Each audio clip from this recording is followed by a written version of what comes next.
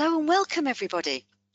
My name's Liz Norris and I'm going to take you through this protection webinar today. In this webinar, I'm going to show you how to use Voyant when discussing protection planning with your clients, and I'm going to show you in particular how to use the special events. The session will take around about 30 to 40 minutes. Okay, so let's run through this then. So who have we got today? We're looking at David and Jenny Sands. So just a bit of an overview of these guys here. They have two children, Gracie, who's 9, and Joseph, who is 7.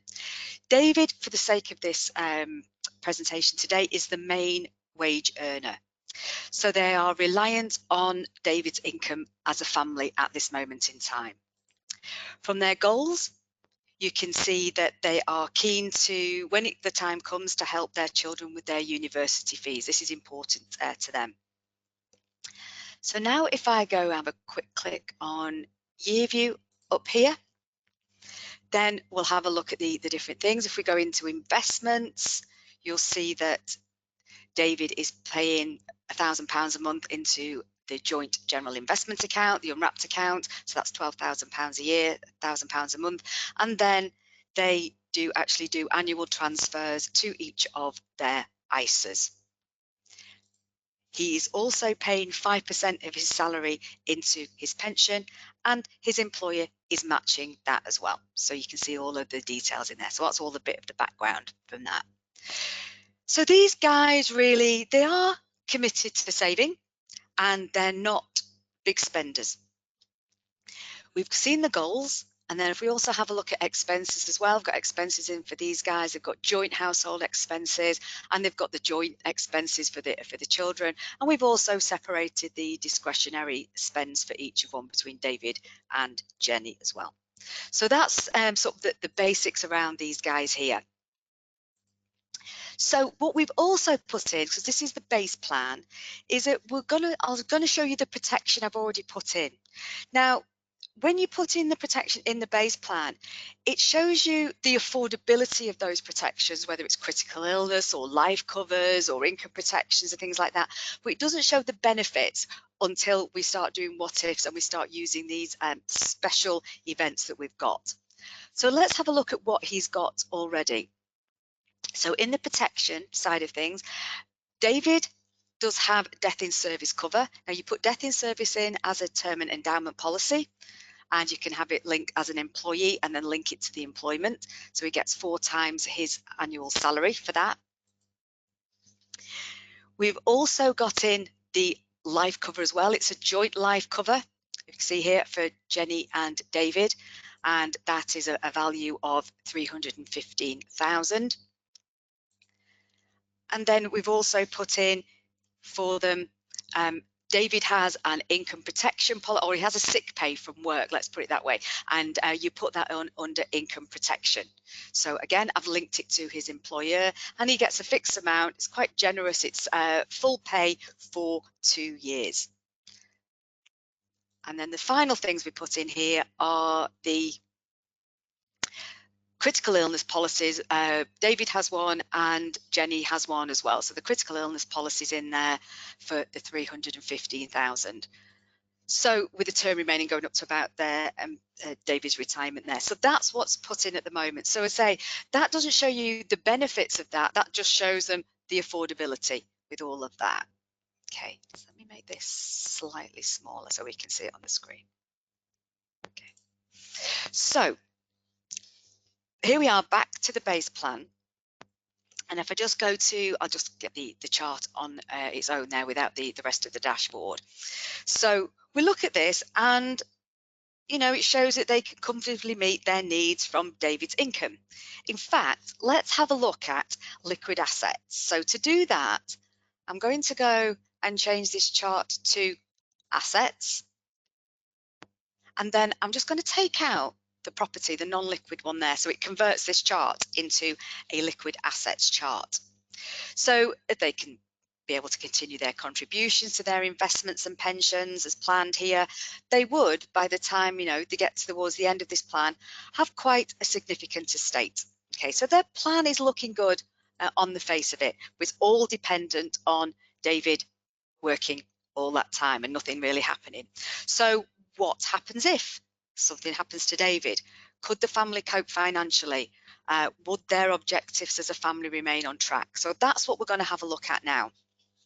So the first thing we're going to go to is the timeline, because I want to show you what we're going to use during this webinar.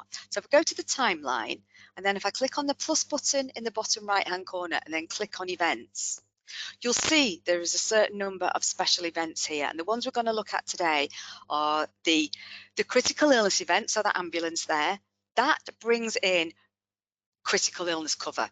Okay, and so any cover you've got in there, it will bring it into the plan. It does not stop income, because you don't necessarily stop income when you have a critical illness. Then we've got the disability event here, so that one that looks like the wheelchair there, and you'd bring this in when for things like the sick pay and the income protection. Now you bring this in at the start of the illness and then it pays out the protections. What this does, it stops income. And then the final one here, the nice disability end, the nice healthy heart again there, the illness recovery, this will start the income again. So you may have to use a combination of these three events to bring in all of the benefits, to start the benefits and stop income, etc. So that's what we're going to do. We're going to look through a few scenarios that I previously prepared. So I'm just going to cancel out of that. And now what I'm going to do, I'm going to move to the first plan, which is David has critical illness and he continues to work. So I've done a few plans here because there's a few scenarios we could look at. So in this one, what I've modelled in here is David having a long-term critical illness. He cannot continue to work in his current position, earning £200,000 a year. So he may have to either reduce the hours or change the role that he's doing at the moment. So what I've done first of all, I went to the timeline, and then I clicked on the plus button in the bottom right hand corner and went to events. And I brought in this critical illness event. So I just selected it, and then I uses the timing panels here to just move the event to when I wanted it to come in. So I moved it to when he was age 50. I've done this already, so I'm just going to cancel out this one. You can see that there it's already on because it was one I did earlier. So I brought the critical illness event in. Now let's see what happens when you do that. So I'm going to go to Let's See, and I'm going to single chart. And I'm just going to enter the detailed view so we can bring the colour in and see what the inflows are. So by putting the critical illness event in on the timeline, it doesn't, as I've said, automatically end the employment. Okay, so what it's done here, it's brought the critical illness event in, but let's show you what I've done actually.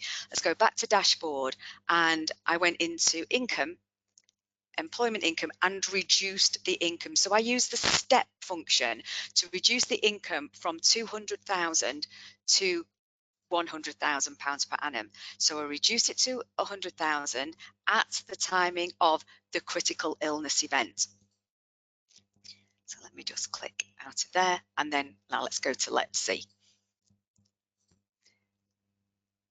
So we'll see there, if I go on to year view, and then just bring the cursor, the slider up to where I want it to be, you'll see now that the income has reduced to the escalated equivalent of 100,000, and it's brought in the critical illness cover. Okay, that's what it's done. So if I now move on to say investments, you can see that after some of the critical illness cover has been used to cover expenditure in that year, the net amount is popped into David's cash account, which then will be used in the plan in the future if ever it was needed to be.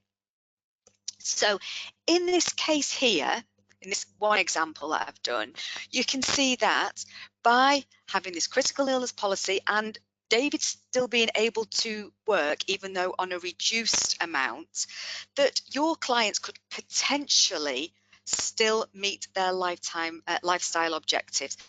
And what this does is visualize the impact for them.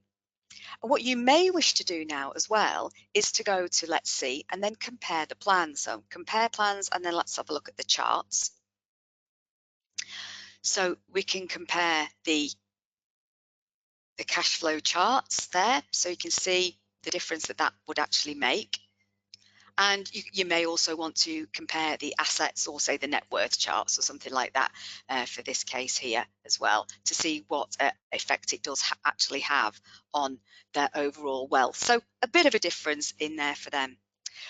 What I'd also like to say at this point as well is that at no time is the software giving advice. It's just illustrating the possibilities and provoking thought here. So let's come out of the dual charts again, the compare plans, and let's move on and do a second scenario. So in this one, they're all getting steadily worse, by the way, as I go through these. So let's have a now look at number 2. Again, it's one I have prepared earlier. So in this one, I have assumed that David has a critical illness. He's had to stop work completely. Okay, so what we want to do in here is bring in the critical illness cover and also bring in the sick pay elements of it as well, the income protection part of it. So what I've done again in this case is I've gone to the plus button in the bottom right hand corner and events, and I brought in first of all the critical illness event to bring in the critical illness cover, and also the disability event, which is the income protection, brings in the income protection. And in this case, what it does is it stops the income. And then I've also in this one brought the disability end in as well, which would potentially bring income back in. But I'll show you what I've done in this case. So you can see here, critical illness and the income protection, the disability. But what I've actually done to actually stop any income starting again, I have put the disability event in at age 65. So this is when he would be stopping work anyway. So let's have a look at the effect of that. So let's see, and single chart. I'm going to go on to details again up here. And what we're going to see is, if I again click on either year view or to go directly to this year here, just double click on the bar, excuse me. And you can see that we have the critical illness protection coming in, and this is the first year, but the employer's sick pay as well. So that comes in, and that was from the disability event that we use. And if I just go up another year here as well for the cash flow, you can see that income coming in for another year, and then it stops, and then they're having to rely on the savings. So if I just go back to when the critical illness and the income protection comes in, once again, the income protection, the critical illness cover is, when that comes in, is saved in the plan to be used in future years. So it goes into David's cash. The income protection, the sick pay, is treated like income. So if there was any surplus from that, it would be spent.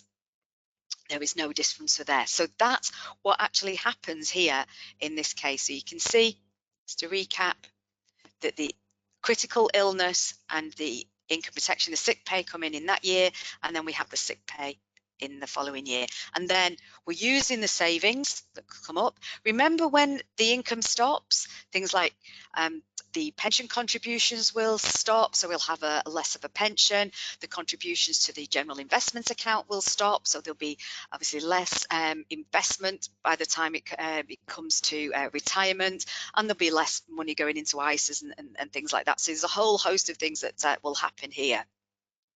Now, another thing that you can do is that you can use Voyant to estimate or give an indication of the additional critical illness cover that might be required here.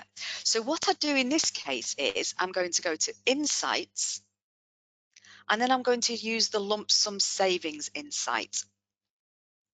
And you could do it at any time. You could do it at the beginning of the plan, or you could do it how much lump sum would need to come in, say, at the critical illness event for this plan to then be successful. So I'm just going to change that when lump sum occurs and choose critical illness event, and it will calculate me a lump sum. Again, this is not, it's a conversation starter to illustrate to David and Jenny that David, perhaps, if he is the sole wage earner and anything happened to him, that there would be a need for more critical illness cover on his part there. So that's what you do. So it's giving an indication of around about £500,000 there. Now, what you would probably do from here is that you would probably create a couple of new what ifs. The first one directly from the base plan with the new cover, again to just show the affordability of it. It's like we're saying about the base plan before, doesn't show the benefits of the cover here, it just shows that they can afford to meet the annual premiums. So you probably do that, and then you'll probably create a what if from that one, and the next one again bringing those special events in to show the beneficial effects of your recommendations for adding that extra cover in there. So they're the sorts of things you can do. Now, let's do a slightly different scenario now. So again, one I've prepared earlier, where David does have a critical illness, so we're still bringing in that critical illness cover, and he does have to stop work for a shorter period, so he will go back to work eventually.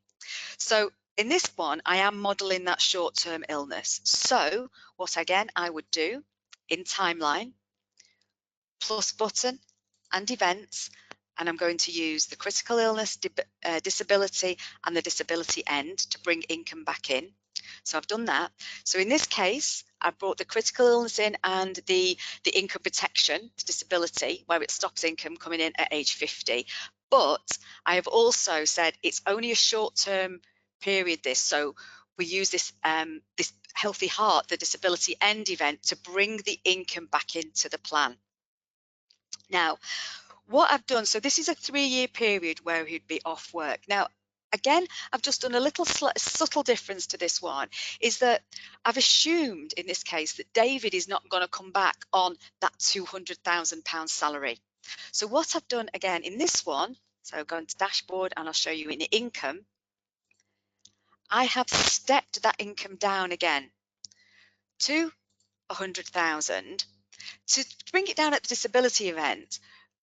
But when it comes in, or the critical illness event, but when it comes back in at here at age 53, it will come in at the lower amount. So again, it's just a few subtle things that you can do in this to actually show your clients the potential. So now let's go to, let's see, single chart, and then go to details. So again, we will see the critical illness and the income protection, the sick pay coming in the first year there, and then the income protection sick pay coming in the second year. Then they've got 1 year where they're having to use their savings before the reduced income comes back in. So let's have a look at that in a little bit more detail. So there's the cash flow in that year, the income protection and the sick pay. The critical illness cover will go into the cash account savings, and that will be used later on. In that second year there, we've got again the full sick pay from his employer, is getting the old amount, the 200,000. But then the following year, they've got no income, and then when he goes back to work after 3 years, you'll see that it's at the reduced amount. So they're the sorts of things you can do with the combinations of the special events and using steps, for example, in the income. So where are we going to move on from here? So this, if we did this again, this shows that your clients could potentially meet their lifestyle objectives. And again, you might want to compare the plans and show that, you know, compare the cash flows and the assets or the net worth. Now, another little tip I'm going to show you here as well is about to establish when there could be a problem, on which year there could be a problem, which age there could be a problem if David stayed off work for longer than the 3 years. So I can do this in Let's See, or can do this in the dashboard, in the chart in the dashboard as well. But what you can do is, if you just click on the little tab there, where his disability event is, and I can use this on here without going back to timeline to move the disability event up up the plan, up the timeline to come to the effect of saying, okay, so how long can David actually stay off for with no income, and then come back on a reduced income before there's going to be a problem? So you just say, click on the little tab, then click on the disability event, and then just move up. So if I just move it up 1 year for now, or 2 years for now, and then click on done, the chart will rework. And so actually he could potentially be off work for 5 years and we're still going to be okay. So let me just click on that again and move it up again. I'll move it up another couple of years, I think, say to 57, click done. So this can illustrate, yeah, so when it gets to 57 now, it'll illustrate there's a potential problem as we move towards the end of the plan. Again, this just gives you and your clients a bit of food for thought, really, about what could be happening. So I'm just going to move that back to age 53 there, just give him the 3 years.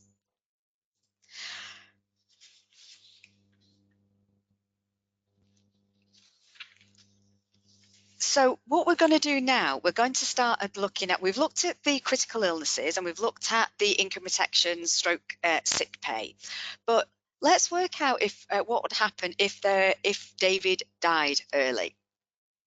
So I'm moving back to the base plan for now, and what we can use, first of all, again, not advice, a little bit of food for thought here, we can use one of the insights, and that insight is the one for life needs. So what this life needs simulation does, this insight does, is essentially forces the early mortality of David and Jenny at the start of the second year of the plan. So I just do that and then I just click on get started. I'll just explain the chart views that you see here.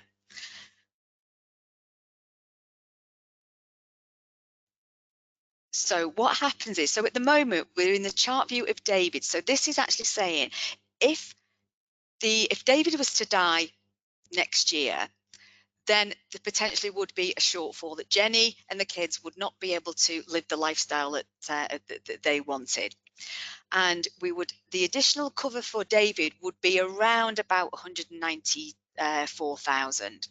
Now, again, just to keep this plan simple, I've only got the one person working. So you'll see here that it's saying if anything happened to Jenny, there wouldn't be any life cover needed, obviously, because David had keep working. So if I move it to Jenny's view, it would show you that if Jenny died, everything would still be okay. We're still seeing blue throughout the life of the plan. Now, this simulation it doesn't do anything fancy here. It literally kills them both off in the second year of the plan.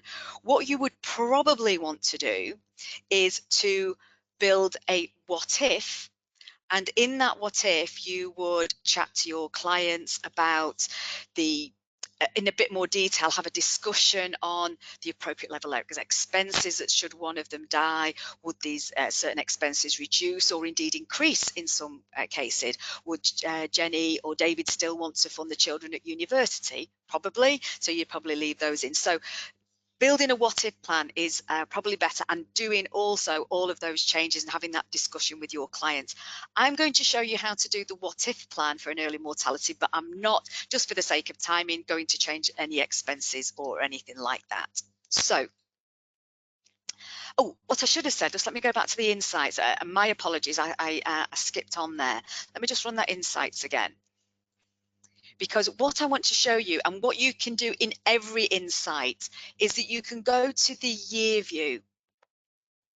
And what you can do, the year view will show you exactly what's going on behind any year of the plan. So in this case, this was David. We did the insight, the simulation for David dying next year, and so I've just gone into year view and moved the slider up to next year. So you can see what's happening here.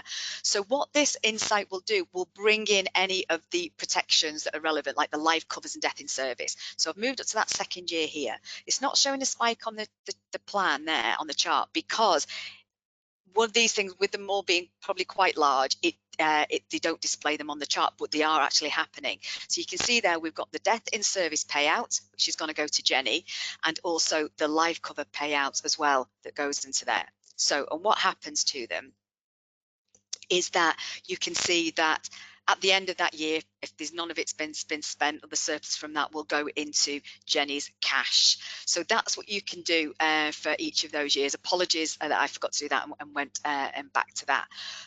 So let me just come out of the insights, and as I said, explain to you there. So that just is sort of a crude way of doing everything, and it shows you a ballpark figure. It doesn't change any, reduce or increase any of the expenditure or anything like that. It will kind of leave the joint expenses where they are.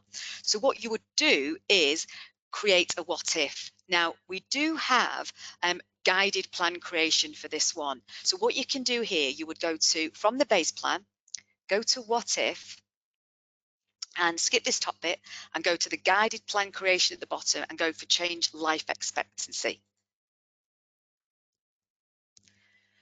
And it's very, very simple. So in this case here, I'm going to just change David. So I'm going to click on David's mortality and just drag it down to, like the insight did, to when he's age 49. Okay, and then I'm just going to move along using these arrows at the side. It gives me a little review here. So replacement mortality at 49, and we left Jenny's mortality where it is. So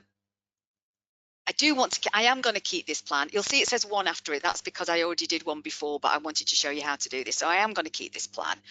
So what it does is, it's showing you the cash flow of what would happen if David died early, and you can see that kind of replicates what we did in the life needs insight, and obviously it's comparing it there with the base plan. I could just go down to single chart here as well, and if I did the year view, this again will just show you exactly the same thing that we did on the insight. So I've moved it up a year, and you've still got the death in service payout and the life cover, and they both go into the cash account there for Jenny. As I said, that's before you do that though, you would probably have gone in and amended expenses and things like that to get a bit more sort of to get more accurately reflect the client's needs and objectives there.